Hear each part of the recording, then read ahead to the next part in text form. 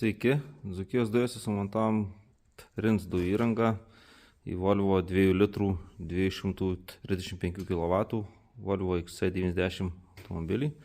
Tai yra direkt variklis.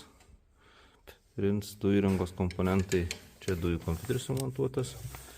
Laidai nuvesti iki benzinio kompiuterio, prisijungimų prie benzinio kompiuterio. Dujų reduktorius elektroninis princo, mažiukas, fainas. Dujų filtras su slėgio davikliu, dujų purkštukai po dangčiu užsideda. Princas naudoja Keihin dujų purkštukus. Tai dujų jungtukas. Dujų jungtukas sumontuotas.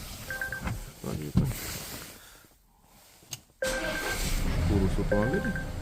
Automobilis kai karštas, po kelių sekundžių iš karto pereina dujas. Automobilis dirba dujom, švariai, gražiai. Dujų balionas sumontuotas šitam automobiliu vietoje atsarginio rato. 47 litrų tūrio. Viskas užsidengia pačiai tvarkingai. Dujų užpildymas šitam automobiliu telpa pilnas, pilnavertis, patogu pilti. Kaip perėjimo nereikia, nieko. Viskas tvarkingai sudaro, tvarkingai dirba.